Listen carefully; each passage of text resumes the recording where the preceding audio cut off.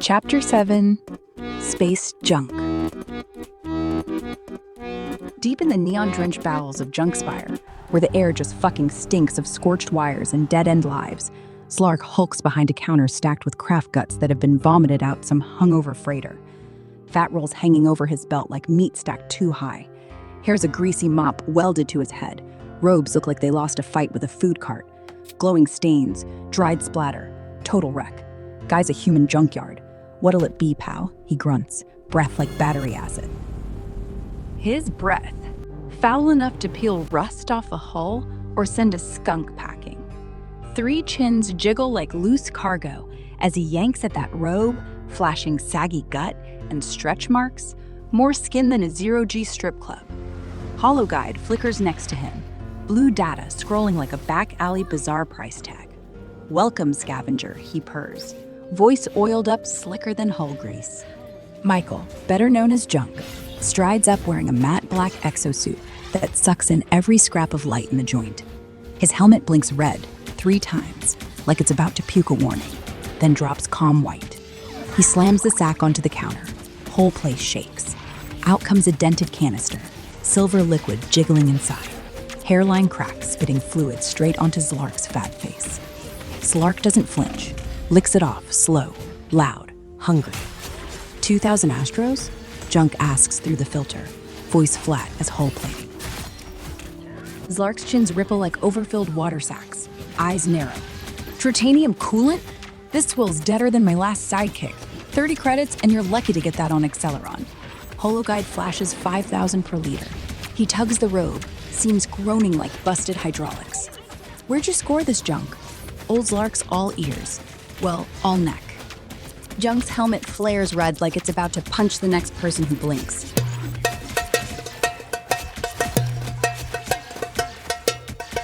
Look, $1,000 and I'll drop coordinates, deal.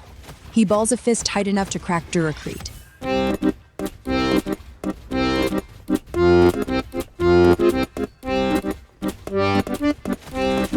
Zlark hacks out a laugh. Thick, phlegmy. Sounds like someone's draining a grease trap. No way, Jose.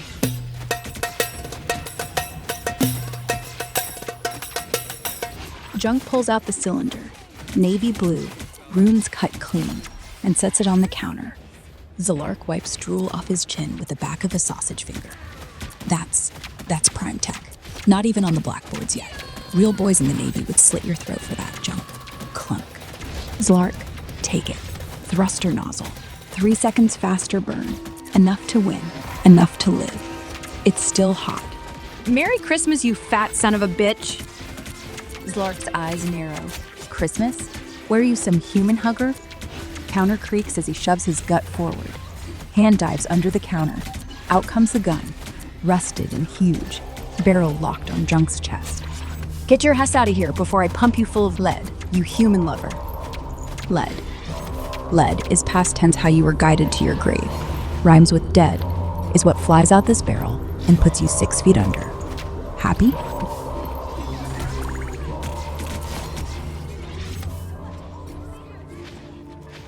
The Scrap Rats of Nilm. Nim. Yeah, not just a name. It's the lab. The real place where they did those rat experiments. National Institute of Mental Health, Maryland. Basement level 3. You don't hear about it in school, but it's where everything starts. The rats escaped Nem, and now everything in the movie happens because of what Nem did to them. Not magic. Science gone bad. The Secret of Nim, 1982. The real beginning, 1958, Maryland. A government building with no windows. Real scientists lock mice into boxes. They give them cheese, beds, wheels, no hard work, no danger. The mice multiply fast, 200, 800. Then the moms start eating their babies. Dads attack each other until they bleed out. A bunch just sits still, twitching. All the scientists said was, overpopulation broke them. The last run, Universe 25, ended in 1973 with 0 survivors. Tapes recorded, everything destroyed, except copies quietly mailed to an animator named Don Bluth. Bluth's team got those tapes in 1980. They sat in a dark room and watched. Real rodents drowning, Real bites. Real screams slowed down to whispers. Then they drew it. Not all of it. Most was too awful for kids. But chunks stayed in. The needle flashbacks. The thorn wall. The way Jenner growls like a man who's been experimented on. They even used the real audio in Goldsmith's score. Pitch shifted so high, you feel it more than hear it. The necklace? Yeah, that thing. Nem had built one. Tiny battery, tiny dose of acid. Bluth asked his actress, Elizabeth, to wear it for method acting. She did. After 3 days, she ripped it off, said rats were chewing her skull from the inside, and quit forever. 7 years later, she jumps. Note just said, they're still in the walls. John Carradine, who voiced the owl, died on set of another movie in 1988. They found bite marks, 2 perfect half moons. Clean, but the marks were fresh. And pause the old Laserdisc, 47 minutes, 3 seconds. 1 frame. A rat's eye shows a man in a lab coat, 1972. Calhoun's coat. Not drawn, not planned, just there. That's it. No curses, no demons. Just people who saw too much, copied it anyway. And now we can't unhear it. So the movie isn't about courage. It's about what happens when the lab leaks. Those nootropics? Rumored to be prototype ampakines laced with scopolamine stuff, meant to supercharge focus, but left users looping through waking nightmares. Bluth walked himself in a dim studio, swallowing capsules that made time stretch like taffy.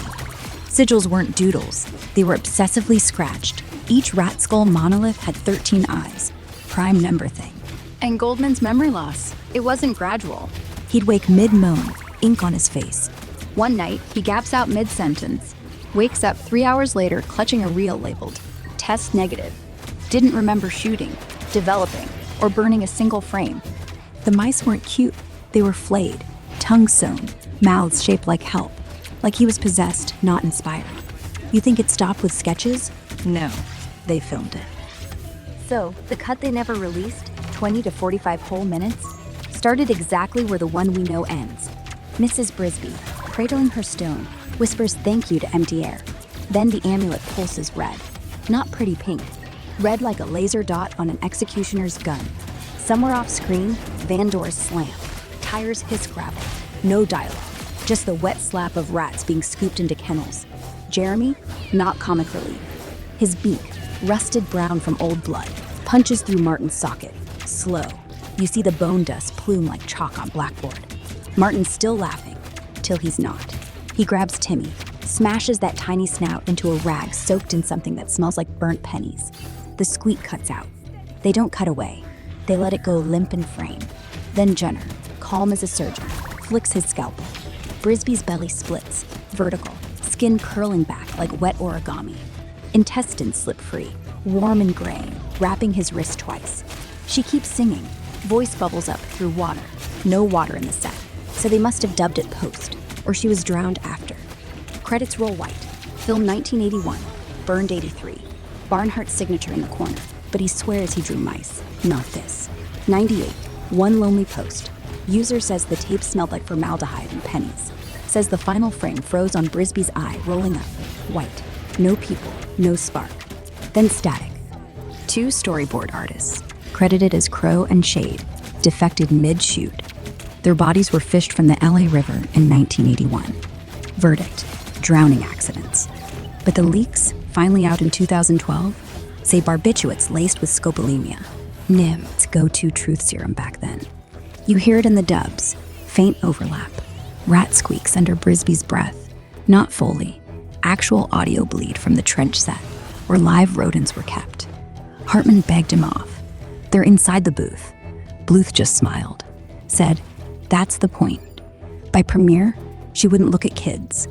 They rolled tape in the trench at 3 a.m. Live rats packed so thick, their tails braided. Mic'd for dialogue. Elizabeth Hartman, Oscar-nominated actress, played the blind girlfriend in A Patch of Blue, same tremolo as Mrs. Brisby. Widowed young, Vietnam took her pilot husband. She didn't act, she leaked. Every line felt like something squeezing out. After NIM, she disappeared. No press junkets, no premiere. Just that jump. 7 floors. Note, the rats whisper still. Autopsy, no drugs, just burst eardrums, like something screamed inside. Junkspire's wreckage pit reeks of burnt oil and twisted steel, steam rising thick. Bolt's boots sink into the muck, heavy and wet. Grit grabs his collar, flings him forward. Scour the landfill for parts, maggot brain, he bellows. Voice raw, booming off the wreckage. Spit hits Bolt's cheek hot, sour. The kids trudge toward the glowing pit, all bony elbows and grease-stained rags clinging to him. Grapple hooks bang against plasma cutters that spit sparks. Shovels drag behind, bent, brutal things. Tinker drops her voice low. "This guy's a total asshole," she mutters, knuckles white around her cutter's grip. Bolt's eyes dart wide, twitchy, sweeping the junk ridge before snapping back to Grit. That meathead's already wedging his bulk into the grappler cockpit, hydraulic arms groaning as they flex. "We fix this rig, we ditch his sorry ass for good," Bolt whispers, lips barely moving. His jaw locks solid. "He can't take us all. Let's bury this jerk." Wisp nods, all elbows and jitters. She's shaking harder than a busted engine block. Fingers spider walk that live wire, thumb brushing sparks. "I'll rig a coil to fry his ass," she murmurs, voice barely louder than the wind. "Now or never." Grit bares his teeth. "Shut your filthy pie holes and find my parts," he barks. Spit peppers the air. Grappler claw lunges, metal screams, hooks a jagged plate. He swings it like a baseball bat. Tinker takes it in the ribs, flies 3 yards, lands hard in a clearing, breath knocked clean out. Grit tilts the cockpit forward. "What's that?" he demands. Tinker sweeps rust off her knees. Hand lands on something cold. A manhole cover etched with symbols that look like somebody tried to write a warning in blood, then gave up. She goes dead still. "How'd we miss this on scanners?" she mutters, suspicion pooling in her voice like oil. Hiding it from old Grit, huh? Grub, stocky and squinting like he's trying to read the fine print on a cosmic scan, rubs his chin. "Could be worth a fortune. Let's crack it open." Grit hops down from the cockpit, face redder than a supernova.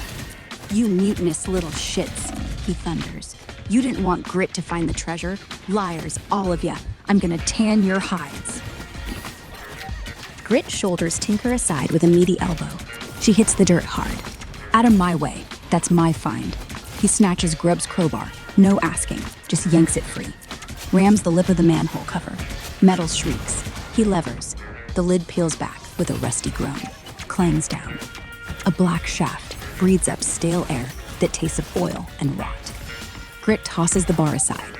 "Easy pickings. Where's my treasure, punks?" He puffs his chest, laughs, all gravel and menace, then drops, feet first, into the hole.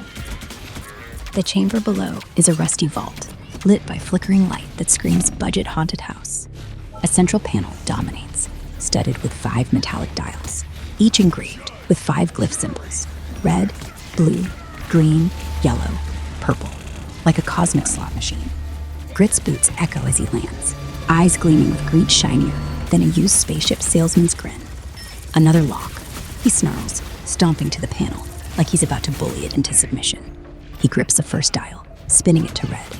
A screech pierces the air, the chamber shaking like it's got the cosmic jitters. Stupid piece of shit. He twists the 5th dial to blue, and a hum rises, clashing like dueling banjos in a starship engine. Like a race grid. "Line 'em up," he mutters, spinning the 2nd dial to red, 3rd to purple, 4th to yellow. Jackpot, baby. The dials blaze.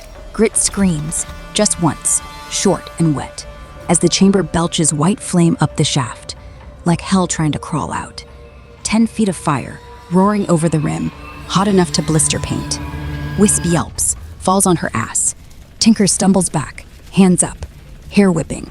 Bolt jerks his shoulder, shirt edge smoking, swears once. The fire snaps shut, drops back down. The shaft exhales, like it inhaled Grit and hated the taste. Bolt spits Grit. "Someone get a line. We need to haul him out." Grub snorts. Not happening. He's vapor. Tinker peers over the lip.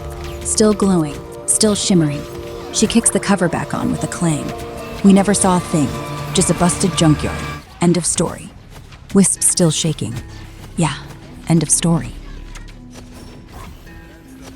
Wisp clutches her coil like it's her last lifeline. "I can solve it. Maybe?" Her lip quivers. Bolt wheels around, cheeks blotchy with sweat. "Maybe? Let's haul us out of here. His boot scrapes gravel. He's already backing up. Wisp's gaze drills into the pit. This is bad juju, she whispers, knuckles bone white. Tinker drops to one knee, fingertips grazing the rim like she's reading Braille in hell. I found a book about this once. Logic games, puzzles for nerds with no life.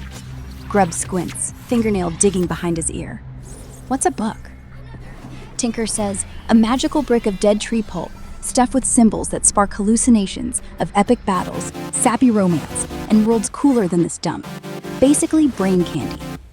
Grub's eyes go wide. Like with pictures?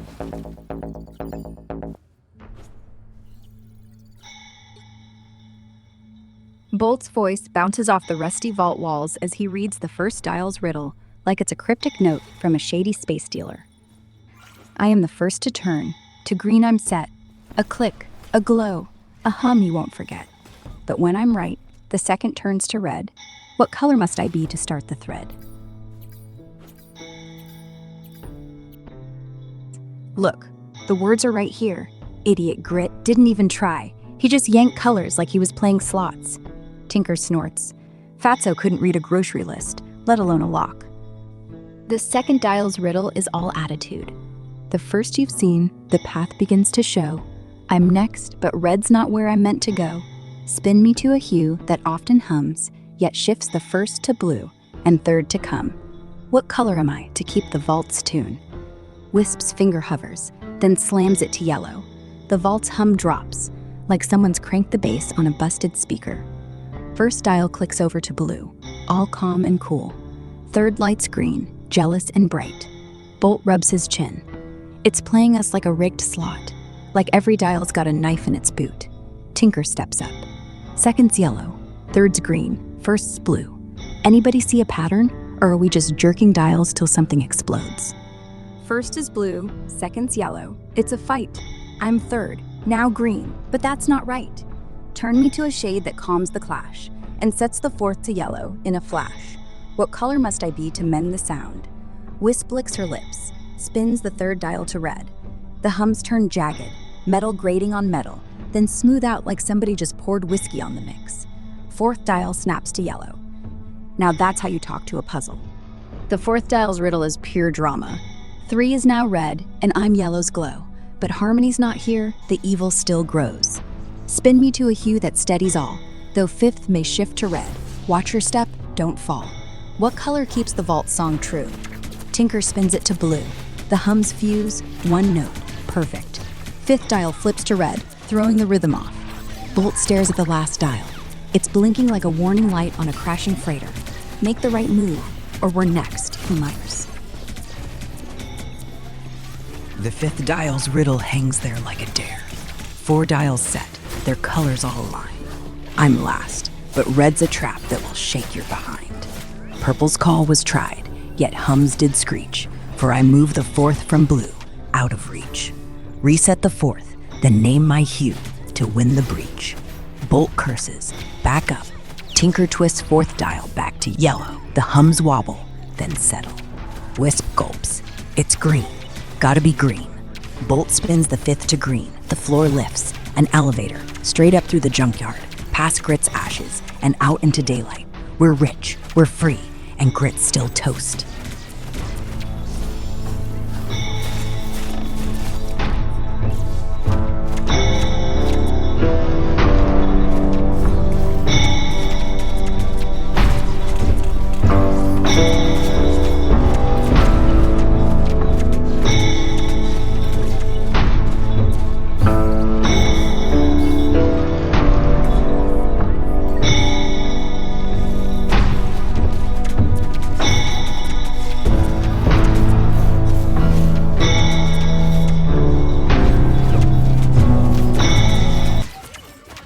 Chapter 8, Oh Starry Night.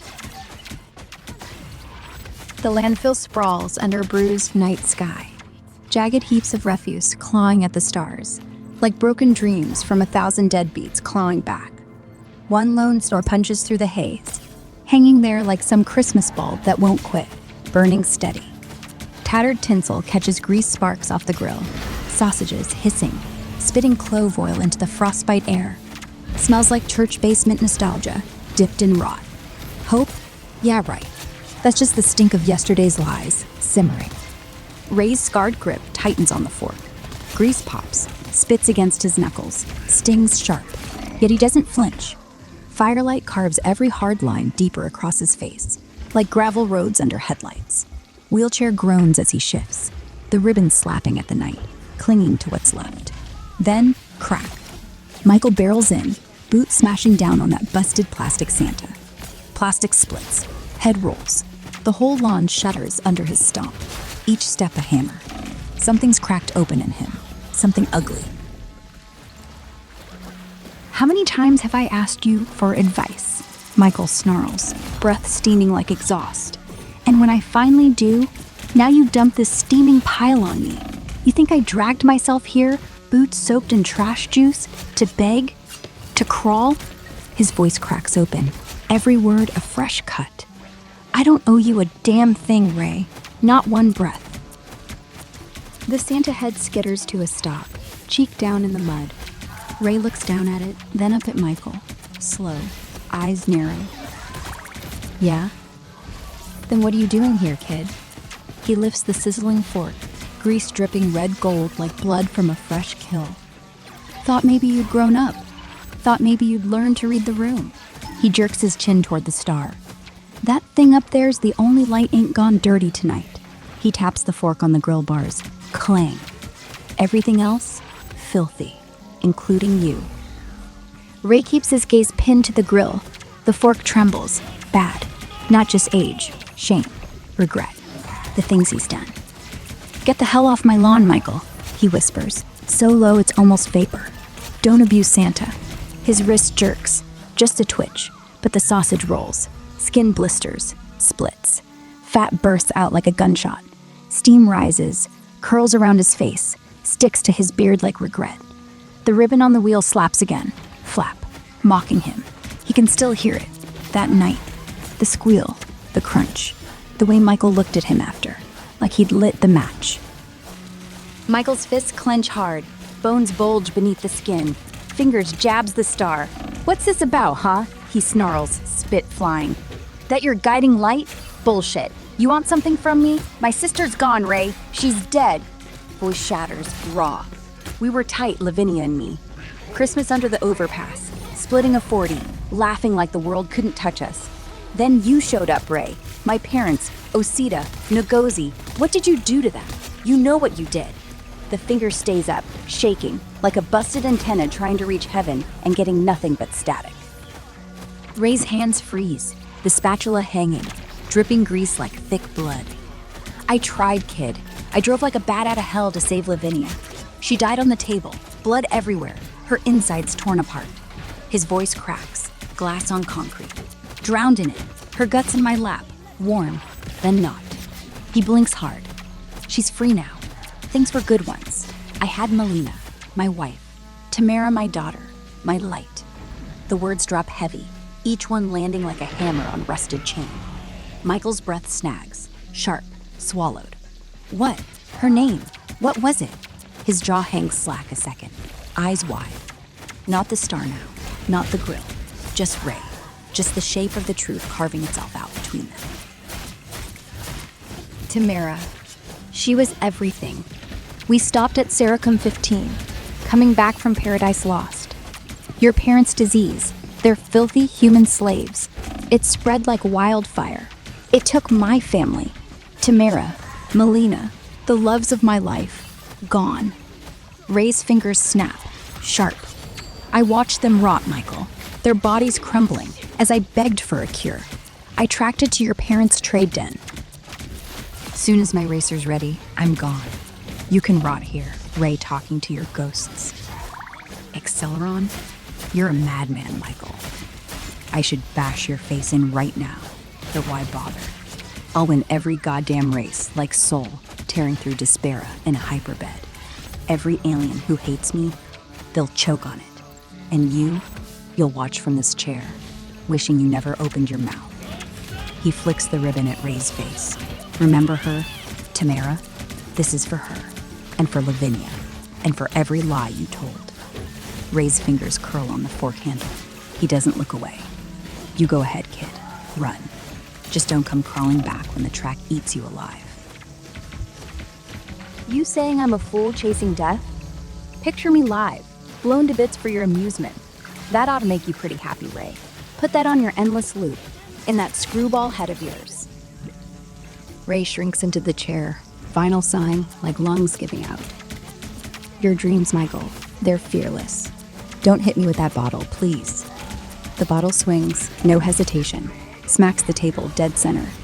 Glass bursts outward, shrapnel skittering across rust flakes and old Christmas lights. Michael clamps Ray's jaw, fingers digging like pit bull teeth, thumbs boring white holes into cheeks already bruised from life. Ray's face folds, mouth buckled. Tell me. Michael roars, bottleneck inches from the eyeball. You said it. What am I, Isaac Newton? How am I bold? Spit it out, you bald-headed piece of shit. Vomit barrels up, chunky, brown, reeking like a fermenting landfill, and blasts Ray square in the face. Runs off the chin, drops onto the ribbon. Ray hacks at Michael's vomit, chunks clinging to his beard like mold. Michael lunges, hand clamps back on like a vice, thumb grinding in. Ray's eyeballs swell, veins pop, fluid oozing down his cheek in yellow ropes. Michael doesn't blink. You're a fool, Ray grunts, voice shredded. I never said you were bold. You're just fast. Sack of shit. Way too damn pussified. Michael presses harder, feels the eyeball shift. Time to scream, Ray. Ray bares his teeth. Fuck yourself, Michael. You want truth? Coughs. Red mist on Michael's fist. I envy you, kid. Legs work, head's empty. Just engine noise and ego. No ghosts, no chair. Go win. I'll watch from hell, right next to your parents. Ray grins crooked, busted, real. And I'll cheer when you flip end over end at Mach 9. You owe me, Ray. You helped build me a racer, and you'll only have to worry about seeing me at Acceleron. You have my word. Michael tilts the bottle back, one last gulp, amber running down his chin. Then his knees buckle, collides with a lawn, face plants straight into the snow. The Christmas lights flicker over him. Red, green, red. Bottle rolls out of his hand, glugging the last of itself across the grass. He snores once, loud, wet, like the whole fight just got poured out of him and left him deflated. Fork dripping in his fist, he wheels forward, slow, crushing the Santa head beneath a tire. Crunch. Looks at the bottle, looks at Michael, looks at the stars. Sucks in a gurgle of grease, then hawks it, thick and yellow, right across Michael's nose. It spreads out slow, sticky, steaming in the cold night air. Michael doesn't flinch, just lays there like a corpse in a manger. Christmas lights painting him red, green, red. Ray watches the glob slide into his ear, nods once. Good night, princess.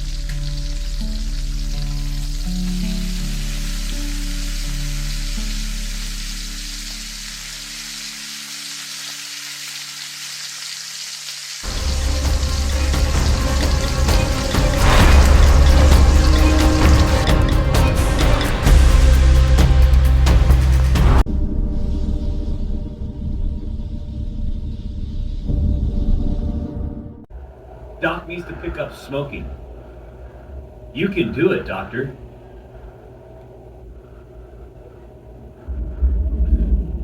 Doc needs to wake up. Doc, you're trash.